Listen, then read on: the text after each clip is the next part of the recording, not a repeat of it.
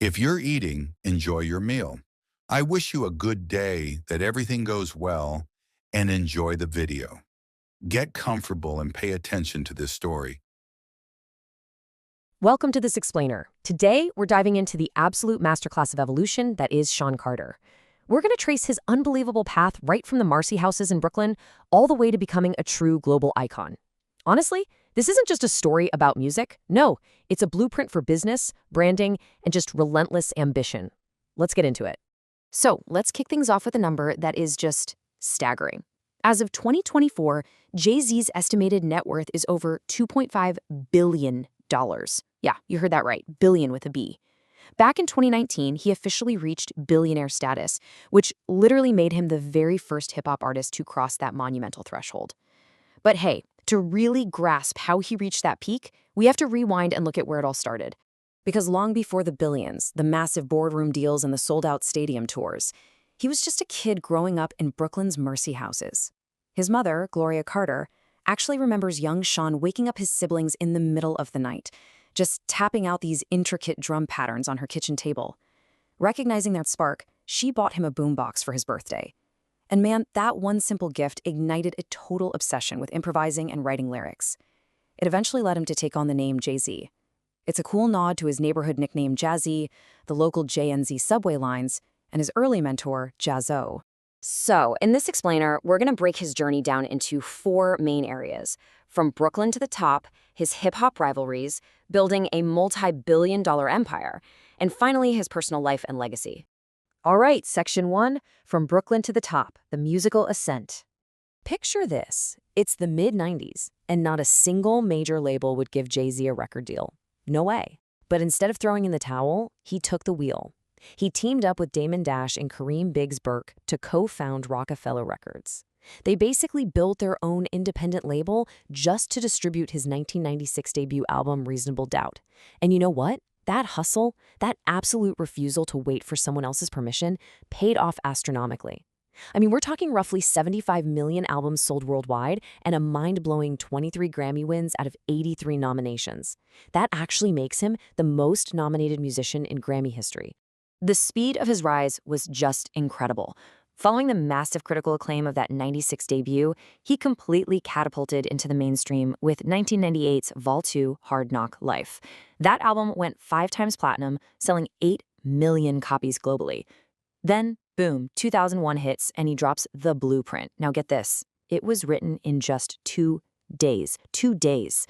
It struck this perfect balance between mainstream appeal and hardcore rap.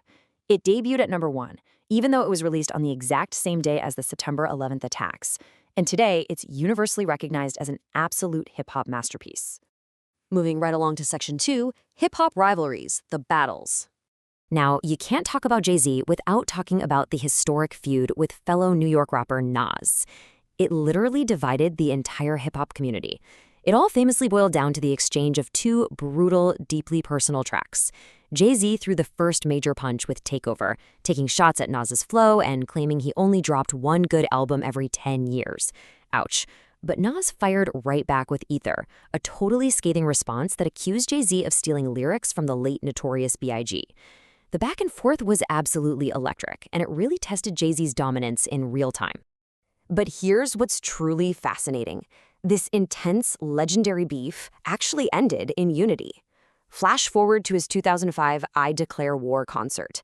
Fans were totally expecting a lyrical massacre, but instead, Jay-Z stops the show and says, "It's bigger than I Declare War. Let's go, Esco." And out walks Nas. The 2 former rivals actually shook hands on stage and performed together. It was such a pivotal moment, proving that for Jay-Z, business, unity, and growth were always going to outlast the conflict.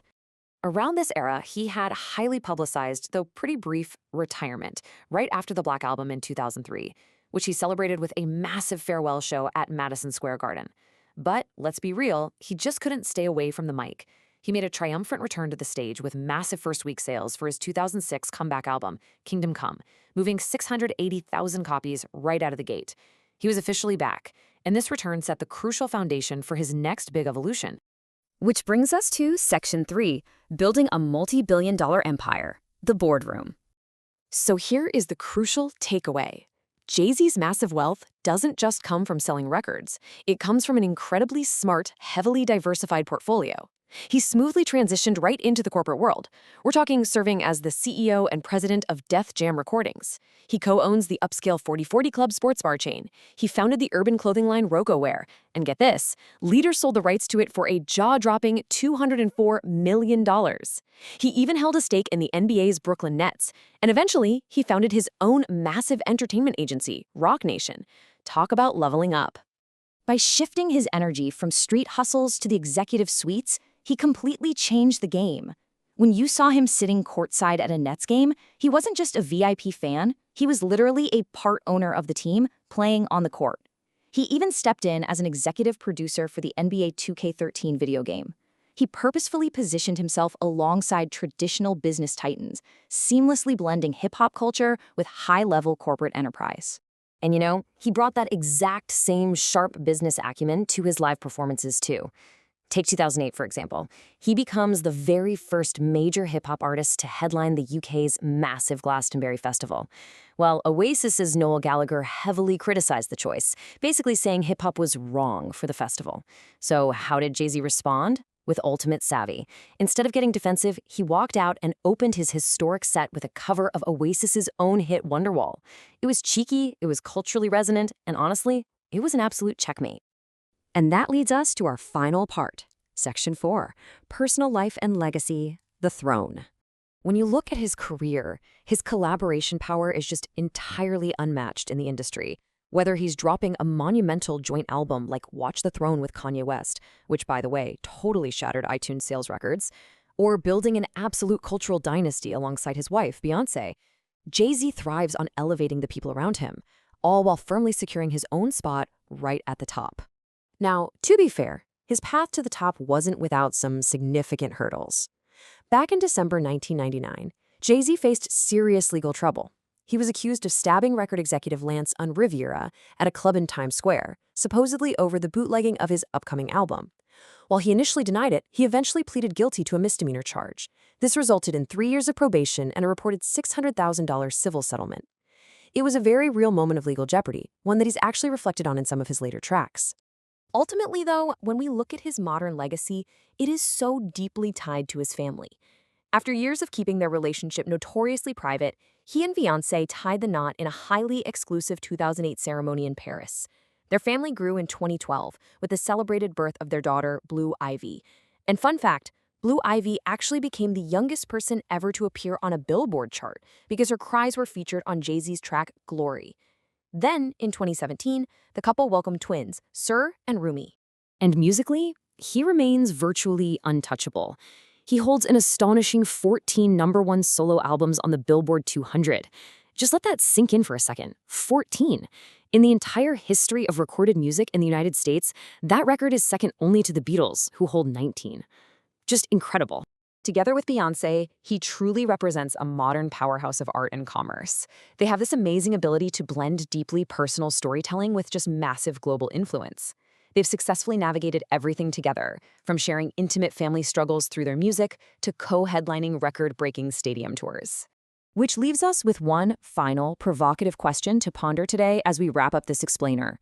When you step back and look at the entirety of this $2.5 billion empire, what truly defines Jay-Z's legacy? Is it his unparalleled rhymes, his shrewd business moves, or simply his relentless, unstoppable evolution? Thank you so much for exploring the incredible arc of Shawn Carter with me today. Stay curious and keep learning.